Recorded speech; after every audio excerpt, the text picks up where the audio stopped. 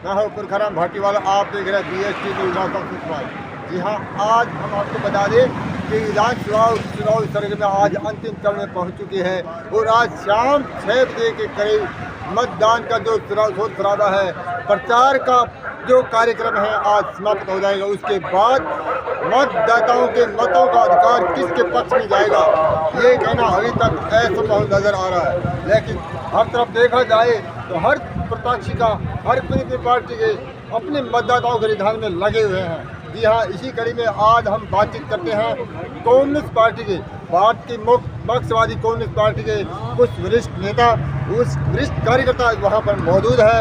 उनसे बातचीत करेंगे कि उनके पक्ष में अगर वर्तमान में किस तरह के हालात बनते नजर आ रहे हैं। तो आइए जानने का प्रयास करेंगे कि ये हालात किस तरफ जा रहे हैं। तो सबसे प्रथम हमारे चैनल में आपका स्वागत। और आप हमें ये बताइए, जो आज शाम के 6 बजे करीब जो प्रचार प्रसार का काम है वो बंद हो जाएगा, उसके बाद आपने डोर टू डोर संपर्क भी किया है, आपने अपने मतदाताओं से, अपने कार्यकर्ताओं के साथ जो संपर्क किया, उस संपर्क के हिसाब से आपको क्या लगता है कि जिस तरह से जो आप क्षेत्रीय मुद्दे उठाते रहे हैं, उन दोनों में किस तरह का समीकरण बनता नजर आ रहा है? आपके पक्ष के अनुसार आपका पक्ष वर्तमान में किस तरह मजबूत ओपनिंग पोल में नजर आ रहा है? जो अन्य पार्टियों के उम्मीदवार हैं, उनके पक्ष में जो कार्यकर्ता लगे हुए हैं, वो कार्यकर्ता जो है वो खर्चे के बल पर और किराए के बल पर लगे हुए हैं। बल्कि हमारे जो कार्यकर्ता हैं वो अपने खर्चे से, अपनी मेहनत से, अपने स्टैंड पर लगे हुए हैं।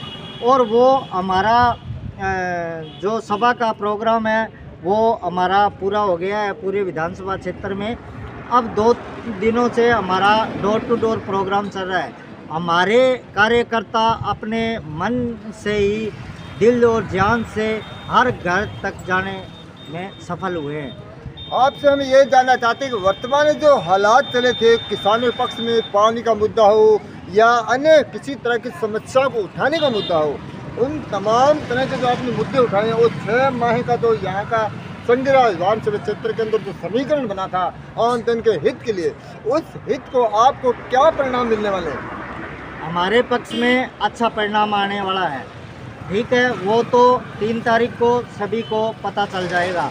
लेकिन हमारा हमने जो संघर्ष किया है, चाहे किसान का मुद्दा हो, मजदूर का मुद्दा हो, आम आदमी के लिए हमने संघर्ष किया है।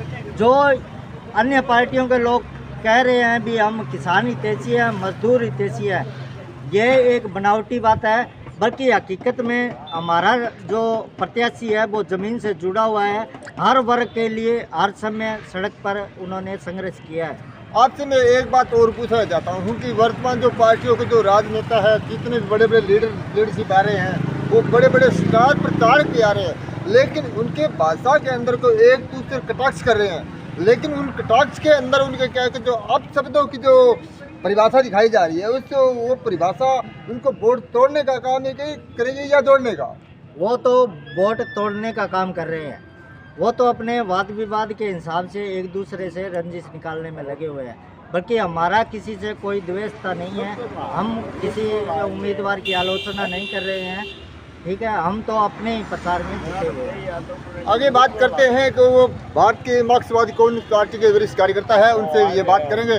तो महोदय जी, सबसे प्रथम आपका नाम बताइए, उसके बाद भारत की मार्क्सवादी कम्युनिस्ट पार्टी का जो मुख्य एजेंडा है वर्तमान चुनाव स्तर पे आम जन के हित में, वो किस तरह का है, उसको थोड़ा विस्तार से बताएं।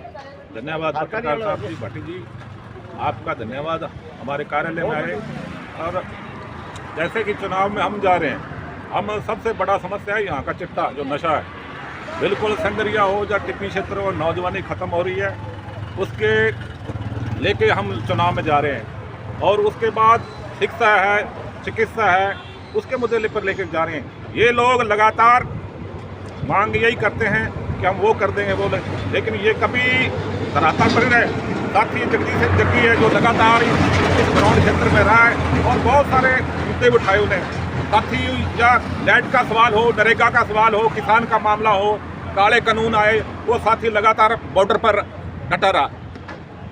आगे मेरा आपसे ये सवाल है कि जो या मान लो प्रशासनिक तौर पे मान लो राजनीतिक पार्टियों के तौर पे मान लो, हर पार्टी का राजनेता, हर पार्टी के जो कर्मचारी वर्ग है अलग एक दूसरे जुड़े हुए हैं, वो ये कहते हैं कि नशा भगाओ।